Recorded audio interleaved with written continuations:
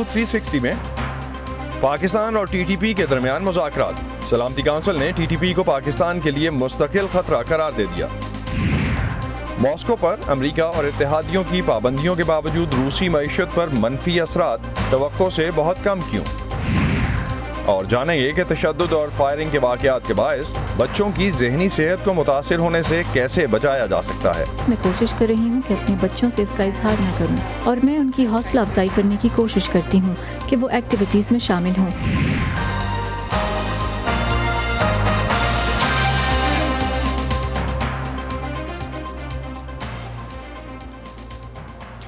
Voice of America के Washington Studios में आप सबको खुश आमदीद। आप देख रहे हैं प्रोग्राम व्यू 360 और मैं हूं असदुल्लाह खालिद।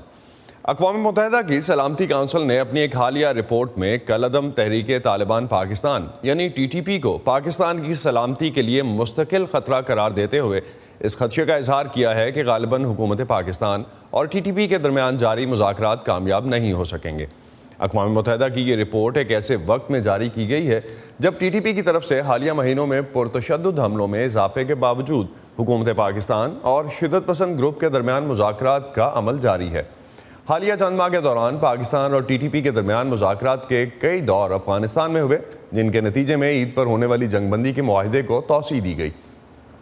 रिपोर्ट में कहा गया है कि गुज़िश्ता साल अगस्त में अफ़गान तालिबान के काबुल पर कब्ज़े के बाद अफ़गानिस्तान में मुकीम गैर मुल्की इंतहा पसंद ग्रोहों में से टीटीपी को सबसे ज़्यादा फ़ायदा पहुँचा है। पाकिस्तान के सिक्योरिटी हुकाम और कलअदम तहरीक तालिबान पाकिस्तान के दरमियान पीर को आरजी जंगबंदी की मुद्दत ख़त्म हो गई, लेकिन दोनों फरीकों ने इस जंगबंदी में तौसीह तक एक दूसरे के ख़िलाफ़ कार्रवाइयाँ ना करने पर इत्तफ़ाक़ किया है। अयाज़ गुल इस वक्त हमें इस्लामाबाद से ज्वाइन कर रहे हैं, उनसे इस बारे में मज़ीद बात करते हैं। अयाज़, क्या इम्कानात हैं जंगबंदी में तौसीह के ख़बरें थीं कि पाकिस्तान और टीटीपी के दरमियान 60% उमूर पर इत्तेफाक हो चुका, अब तो दूसरा राउंड भी ख़त्म हो चुका, हुकूमत पाकिस्तान की तरफ से कोई सरकारी बयान अब तक क्यों नहीं आया? देखिए, ये अच्छा सवाल है आपका कि अब तक हुकूमत पाकिस्तान ने क्यों तस्लीम नहीं किया है कि ये मुज़ाकराती सिलसिला चल रहा है। शायद उसकी कोई वजूहात होंगी, लेकिन जो बातचीत चल रही है काबुल में वो खासी जो हो रही थी पिछले हफ्ते के रोज़ वो ख़त्म हुई है, खासी हौसला अफजा रही है और उसमें पेशरफ्त भी हुई है। लेकिन ये जो दावा किया जा रहा है सोशल मीडिया के ऊपर कि 60% उसमें पेशरफ्त हुई है, ये कबल अज़ वक्त है, क्योंकि ऐसी कोई बात नहीं हुई है। इस मुज़ाकराती दौर में सिर्फ लिस्टें तबादला किया गया लिस्टों का, जिसमें मुतालबात शामिल हैं या वो मसाइल, उन मसाइल की निशानदेही की गई है कि जिन पे पेशरफ्त मुमकिन है। और जहाँ तक आपको पता है कि ये सीज़ फायर या जो जंगबंदी हुई थी उसकी बुनियादी वजह यही थी कि पाकिस्तान की तरफ से तकरीबन 100 टीटीपी के जो कैदी थे उनको रिहा किया गया, जो कि एतमाद साजी के लिए ज़रूरी करार दिया गया था, जिसके बाद फिर ये जंगबंदी का ऐलान किया गया टीटीपी की तरफ से। और यूँ काबुल में इस महीने अब तक 2 बाज़ाब्ता बराह रास्त मुज़ाकरात के अदवार हो चुके हैं हुकूमत पाकिस्तान के नुमाइंदों और तालिबान जो टीटीपी के नुमाइंदे हैं उनके माबैन। तो अयाज़, आपकी हुकूमत में किसी से बात हुई इस हवाले से? क्योंकि काफ़ी हद तक एक परसेप्शन ये भी पाया जाता है कि दहशतगर्दों से, उन्हीं दहशतगर्दों से आप मुज़ाकरात कर रहे हैं और करने जा रहे हैं जिन्होंने इतनी पिछले दिनों में तबाही मचाई और ओवर द स्पैन हम देख चुके हैं, तो उसकी कोई जस्टिफिकेशन हुकूमती हलकों की जानिब से? देखिए, वो हवाला देते हैं जैसे अमेरिका और नेटो ने 20 साल की जंग के बाद बिलाखिर तालिबान के साथ बैठकर मुज़ाकरात के ज़रिए ही कोई राह निकाली, अगरचे उसके कोई अच्छे नताइज सामने नहीं आए हैं। लेकिन कोशिश पाकिस्तान की जो हमारी बातचीत हुई है यही है कि किसी तरीके से ये जो टीटीपी के धड़े हैं जो अफ़गानिस्तान में इस वक्त जिन्होंने पनाह ले रखी है, ये एक ऐसा मौका है पाकिस्तान के लिए कि न सिर्फ ये कि अफ़गान तालिबान जिन्होंने बैनुल-अक़वामी बरादरी को ये यकीन दहानी करा रखी है कि अफ़गान जो सरज़मीन है वो किसी मुल्क या किसी बैनुल-अक़वामी हमलों के लिए इस्तेमाल नहीं होगी, तो एक तो वजह यह है कि पाकिस्तान की तरफ से दबाव डाला जा रहा है नई हुकूमत काबुल में जो है, और दूसरा ये है कि बहुत हद तक इन्हिसार है जो नई हुकूमत है काबुल में तालिबान की पाकिस्तान पर तिजारती हवाले से, सियासी हवाले से। और पाकिस्तान ने बड़ी कोशिश की है कि किसी तरीके से ऐसे मामलात तय किए जा सके बैनुल-अक़वामी बरादरी के साथ के तालिबान की रिकग्निशन हो सके बाज़ाब्ता तौर पर एक हुकूमत के। तो ये वो सारे फैक्टर्स हैं जिसको पाकिस्तान इस्तेमाल कर रहा है और कन्विंस कर रहा है तालिबान को कि ये जो टीटीपी का धड़ा है या टीटीपी के जो ग्रुप्स हैं अफगानिस्तान में, चूँकि उनकी कार्रवाइयाँ गैर मामूली तौर पर बढ़ चुकी थी पाकिस्तान में, उसकी दबाव का नतीजा है कि फिर खुद अफगान तालिबान ने ये दरख्वास्त की पाकिस्तान से कि आइए हम आपकी इनसे बाज़ाब्ता बातचीत कराते हैं, जो हमारी अंडरस्टैंडिंग है, और उसी के नतीजे में फिर ये मुज़ाकराती अमल इस महीने के अवाइल में शुरू हुआ। और अब ये बड़ी सिग्निफिकेंट बात है कि जो तशद्दुद है, टीटीपी की जो पुरतशद्दुद कार्रवाइयाँ हैं पिछले दिनों में, बहुत सिग्निफिकेंट उसमें कमी आई है। माजी में भी इस तरह के कई मुज़ाकरात हो चुके हैं जो कि नाकाम हुए थे। इस बार के हमने अक़वाम मुत्तहिदा की अगर रिपोर्ट देखें तो उसमें भी यही कहा गया, वो तो ये खदशा ज़ाहिर कर रहे हैं सलामती काउंसिल की जो रिपोर्ट है कि इस बार भी मुज़ाकरात नाकाम होंगे। तो इस बार मुज़ाकरात में मुख्तलिफ है क्या? तातुल की इतलात तो इन मुलाकातों के बारे में भी रहीं।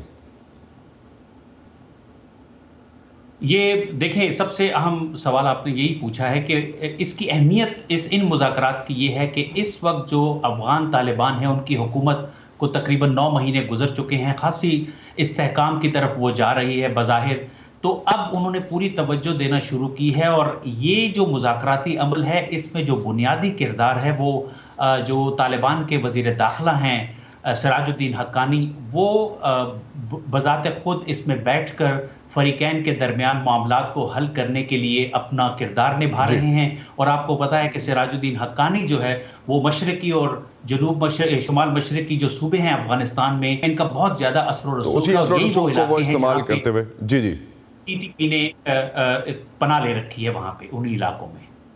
बहुत बहुत शुक्रिया अयाज गुल, आप हमें अपडेट कर रहे थे इस हवाले से जो इस वक्त मुज़ाकरात हो रहे हैं अफ़गानिस्तान में, जो दूसरा दौर हफ्ते वाले दिन ख़त्म हुआ।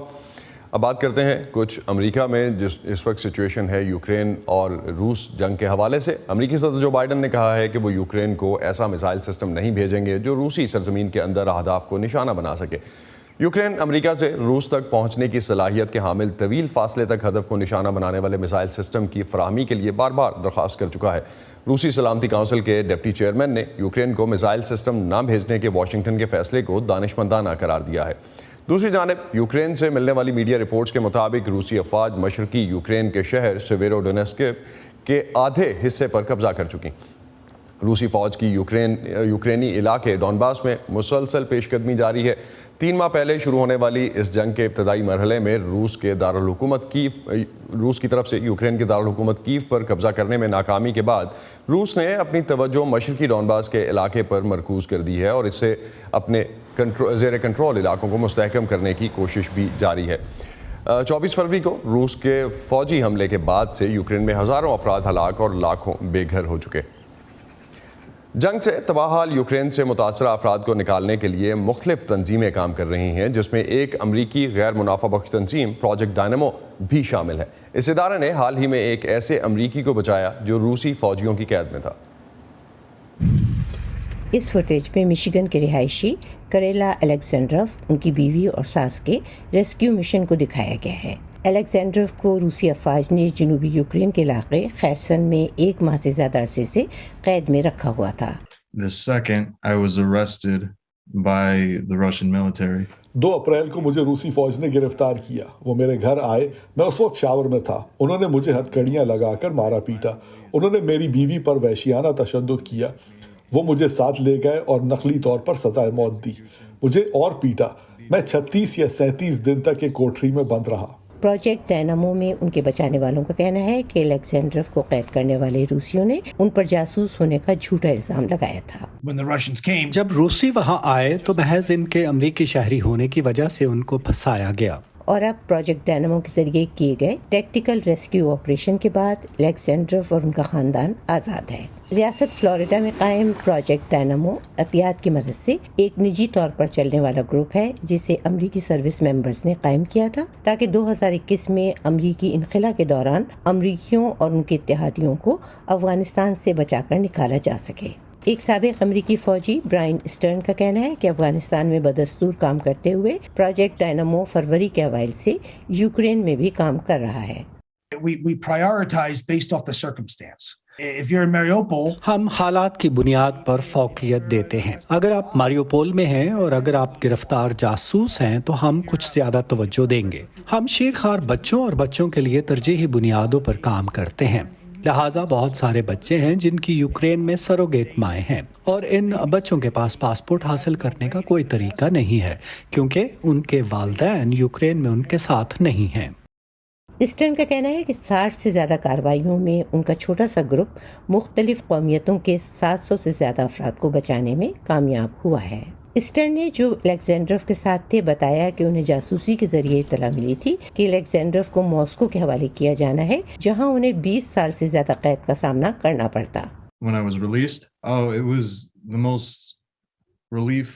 میں اپنے خاندان اور اپنی ماں سے مل کر بہت خوش ہوا۔ میں نے انہیں تقریباً 1 سال سے نہیں دیکھا تھا۔ میں اور میرے خاندان صرف برائن اور اس کی ٹیم کی وجہ سے زندہ ہیں۔ روسی عام شہریوں کو ہدف بنانے کی تردید کرتے ہیں، لیکن اسٹرن کا کہنا ہے کہ پروجیکٹ ڈائنامو اب اقوام متحدہ کے بین الاقوامی کرمنل کورٹ کے ساتھ اس مسئلے کے بارے میں بات چیت کر رہا ہے اور روسیوں کی قید میں الیگزینڈروف اور اس کے خاندان کو جن زیادتیوں کا سامنا کرنا پڑا اس کے بارے میں وہ امریکی حکومت کے ساتھ بات کر رہے ہیں۔ ماریا پروس کے ساتھ شہناز عزیز، وائس آف امریکہ۔ روس کی جانب سے یوکرین پر حملے کے بعد امریکہ اور اس کے یورپی اتحادیوں نے نہ صرف روسی حکومت بلکہ کچھ اہم کاروباری شخصیات پر بھی پابندیاں عائد کر رکھی ہیں، لیکن اس کے باوجود روسی معیشت اب بھی بہتر کارکردگی دکھا رہی ہے۔ روس کی کرنسی روبل اس سال کی بیسٹ پرفارمنگ کرنسی رہی۔ ایسا کیوں ہے، جانتے ہیں اس رپورٹ میں۔ اگرچہ روس پر عائد پابندیاں اس کی بیشتر معیشت کو متاثر کر رہی ہیں، تاہم ماسکو کے توانائی کے مالدار شعبے کے ذریعے سرمایہ کی آمد بدستور جاری ہے اور اس کی وجہ روس کی تیل کی برآمدات میں جس کمی کی توقع کی جا رہی تھی وہ نہیں ہوئی۔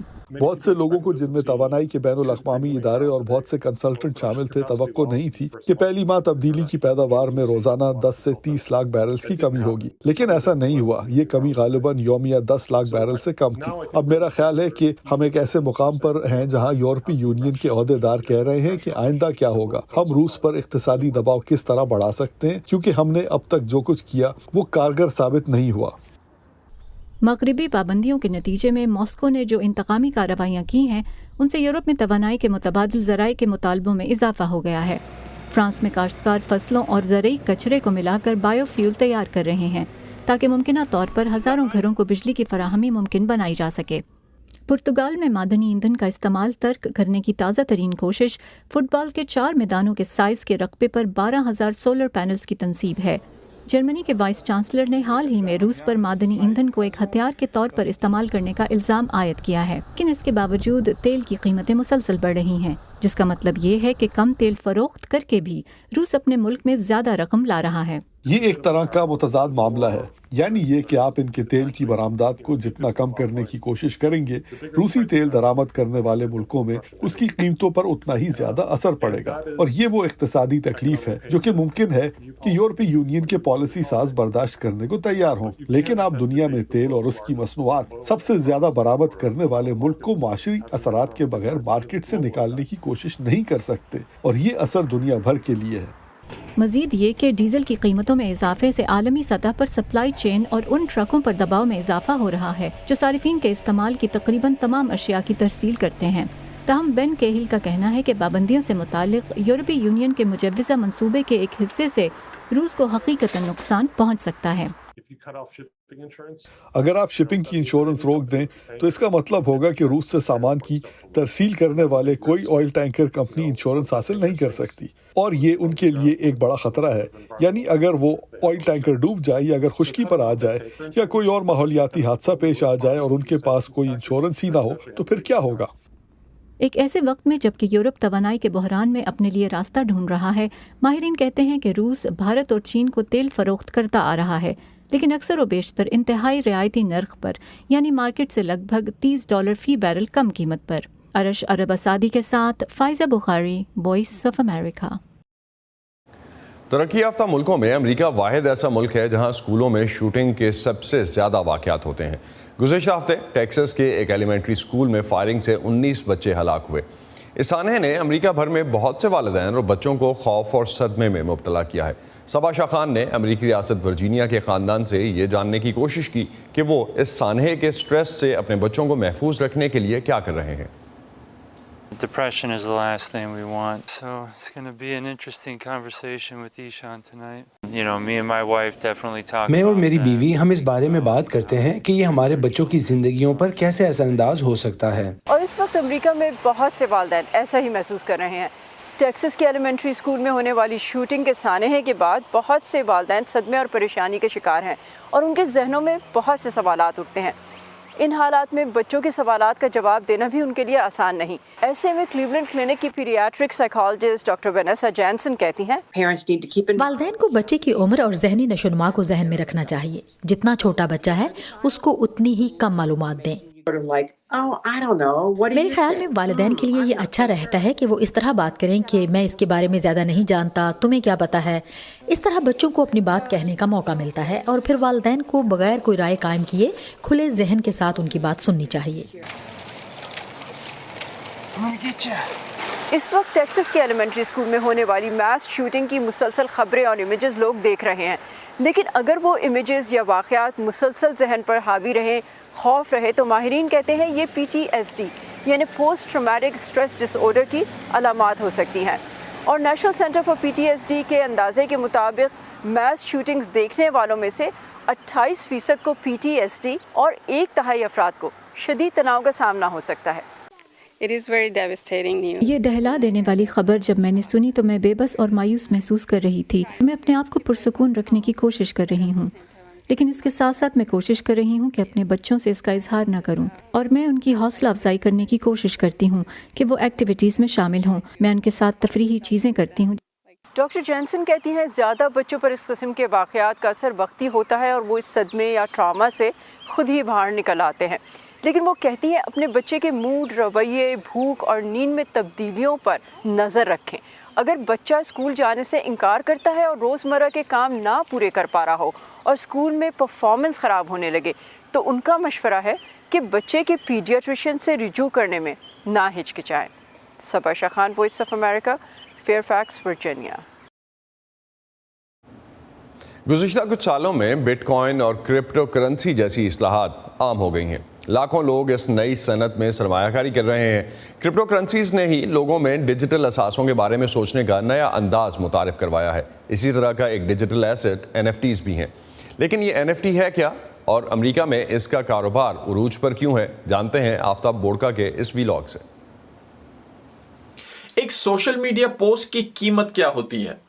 روزانہ لوگ کروڑوں کی تعداد میں مختلف قسم کی ٹویٹس یا سوشل میڈیا پوسٹ کو اپلوڈ کر رہے ہوتے ہیں. لیکن اگر یہی پوسٹ ٹویٹر کمپنی کے بانی کا پہلا ٹویٹ ہو, کئی سال پرانا ہو, تو اس کی قیمت $30 لاکھ تک بھی جا سکتی ہے. اور یہ ممکن ہے ایک ٹیکنالوجی کی بدولت جسے انٹرنیٹ کی زبان میں NFT کہا جاتا ہے یا نان فنجیبل ٹوکنز کہا جاتا ہے. یہ وہ ٹیکنالوجی ہے جس کے ذریعے ڈیجیٹل دنیا میں جتنے بھی ایسٹس موجود ہیں, چاہے آپ کا ٹویٹ ہو, کوئی سوشل میڈیا پوسٹ ہو, کوئی تصویر ہو یا کوئی ویڈیو ہو, اسے ایک ڈیجیٹل مہر لگا کر اوتھینٹیکیٹ کیا جاتا ہے. میننگ اس پر ایک خاص قسم کا سگنیچر لگا کر اس کو اصلی بنا دیا جاتا ہے کہ اس کے بعد جب آپ اس کو اون کریں اس ایسٹ کو, تو آپ کے علاوہ کوئی اور دوسرا اسے اون نہیں کر سکتا. یعنی یہ کاپی رائٹ کی دنیا کی جو ٹرمز ہیں اس کے تحت کوئی اور اس کو اون نہیں کر سکتا. جس کا مطلب یہ ہے کہ یہ آئٹم جو آپ اون کرتے ہیں وہ یونیک ہو جاتی ہے, اسکیئرس ہو جاتی ہے, اور آٹومیٹکلی اس کی قیمت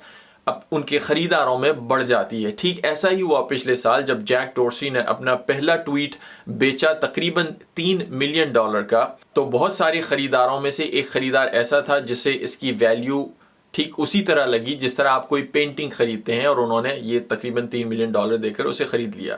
اور نہ صرف یہ, اس کے علاوہ روزانہ ایک بہت بڑی تعداد میں عام لوگ بھی اپنے ڈیجیٹل ایسٹس, اپنی تصویریں, اپنے گیمز, اپنی ویڈیوز کو NFTs کی مختلف مارکیٹ پلیس میں اپنے سگنیچر لگا کر لوگوں کو سیل کر رہے ہوتے ہیں, اور خریدار اپنی پسند ناپسند کے مطابق اس کی بولی لگاتے ہیں.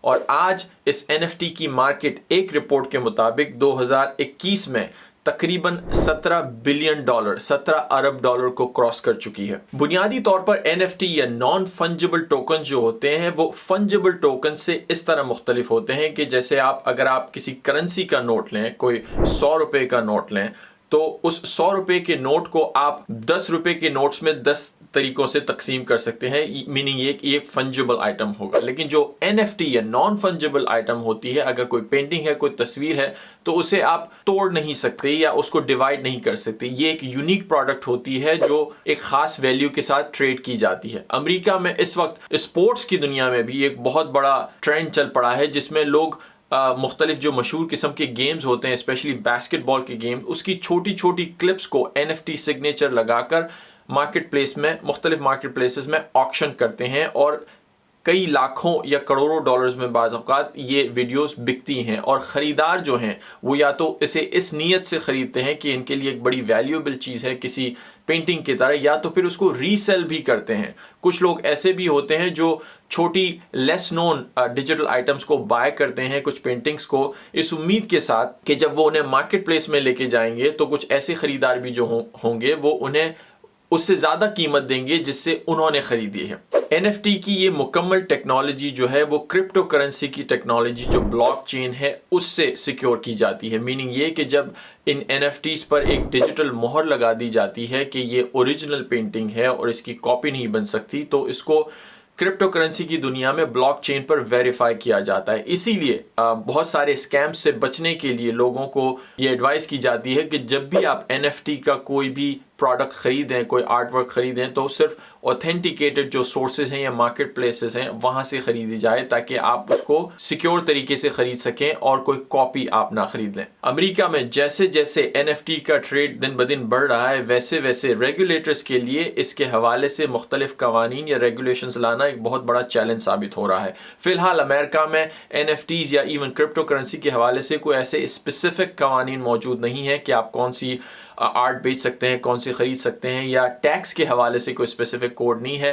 بظاہر یہ کھلی مارکیٹ ہے, تمام لوگ اس میں ٹریڈ کر سکتے ہیں, بائی کر سکتے ہیں, سیل کر سکتے ہیں, لیکن جو لا میکرز ہیں وہ اس وقت مصروف ہیں نئی قسم کے ریگولیشنز لانے میں کہ کس طرح اس مارکیٹ کو پراپرلی ریگولیٹ کیا جائے. فی الحال اس وقت جو واحد ریگولیشنز یا ایک سیٹ آف رولز موجود ہیں وہ پروفٹ کے حوالے سے ہیں کہ جب بھی آپ NFT میں یا کرپٹو کرنسی میں کوئی ٹریڈ کرتے ہیں اور آپ سال کے اینڈ میں اس سے کوئی پروفٹ بناتے ہیں تو امریکی ادارے جو ٹیکس کلیکٹ کرتا ہے IRS کو, آپ کو وہ پروفٹ رپورٹ کرنا ہوتا ہے, اور اس پروفٹ کی بیس پر پھر آپ سے ایک ریگولر جو انکم ٹیکس ہے اسی طرح آپ سے انکم ٹیکس اس پر بھی وصول کیا جاتا ہے. لیکن آنے والے دنوں میں یہ توقع کی جا رہی ہے کہ ہو سکتا ہے کہ صرف کرپٹو کرنسی یا NFT کے حوالے سے اسپیسیفک ٹیکس قوانین لائے جائیں گے, اور ان کا الگ سے بھی ہو سکتا ہے کہ کوئی ٹیکس ریٹ موجود ہو, لیکن فی الحال ایسا موجود نہیں ہے. اب سوال یہ ہے کہ اس نئی دنیا میں, اس NFT کی دنیا میں, کیا آپ کو بھی اپنے پیسے انویسٹ کرنے چاہیے یا نہیں؟ ایسا کرنے سے پہلے ہر خریدار کو اپنے آپ سے یہی سوال پوچھنا ہے کہ جو بھی آئٹم وہ بائی کرنے جا رہے ہیں, جو بھی پینٹنگ, جو بھی گیم, جو بھی ویڈیو, اس کا اوریجنل اونر بننے کے لیے کیا ان کی نظر میں اس آئٹم کی اتنی ویلیو ہے جس طرح آپ کوئی پینٹنگ یا کوئی کلیکٹیبل خریدنے جاتے ہیں؟ اگر ہے تو بے شک, لیکن اگر آپ اس کو ایز اے بزنس یا انویسٹمنٹ یوز کرنے جا رہے ہیں تو یہ ایک بہت بڑا رسک ثابت ہو سکتا ہے, بیکاز بہت سارے رپورٹس کے مطابق یہ مارکیٹ بھی کرپٹو کرنسی کی مارکیٹ کی طرح کبھی کبھار ببل ثابت ہو سکتی ہے. میننگ یہ کہ بہت سارے لوگ کوئک پیسہ بنانے کی امید میں اس میں بہت سارا پیسہ انویسٹ کرتے ہیں, یہ مارکیٹ جو ہے ایک ببل بن جاتی ہے, اور پھر اچانک کبھی ایسا معلوم ہوتا ہے کہ یہ جتنے بھی پیسے یا ویلیو انہوں نے لگائی ہے وہ ریئل ویلیو نہیں ہے, اور ایک دم سے ان کی ویلیوز نیچے بھی آ سکتی ہے. تو یہ رسک تمام نئے بائرس کے اسپیشلی ذہن میں رکھنا بہت ضروری ہے. That's it, see you next time. Tighten your seat belts یہ کہا جاتا ہے, خاص طور پہ اگر آپ کرپٹوز اور NFTs اور ڈیجیٹل ایسیٹس میں انویسٹ کر رہے ہیں. ایک حالیہ ریسرچ جو کہ امریکہ میں ہوئی جس میں پتہ چلتا ہے کہ یہ صرف جوان لوگوں کی گیم نہیں ہے. اب ہم جو نیا دیکھ رہے ہیں اس میں جو سینئر سٹیزنز ہیں وہ بھی اپنے ریٹائرمنٹ کے فنڈز سے کرپٹو میں انویسٹ کرتے نظر آتے ہیں. اسی پہ ختم کرتے ہیں آج کا ویو 360. اسٹے سیف, اور پاکستان اور خطے سمیت دنیا بھر کی اہم خبروں اور دلچسپ معلومات کے لیے آپ آ سکتے ہیں ہماری ویب سائٹ urduvoa.com پر. یہ سارا کانٹینٹ آپ کو ملے گا ہمارے سوشل میڈیا پلیٹ فارمز پر بھی, facebook.com/VOA Urdu, یوٹیوب پر ہمارا چینل ہے VOA Urdu کے نام سے, اور ٹویٹر انسٹاگرام پر ہمارا ہینڈل ہے @VOA Urdu. اب تک کے لیے اتنا ہی. اسد اللہ خالد کو اجازت دیجیے. خدا حافظ.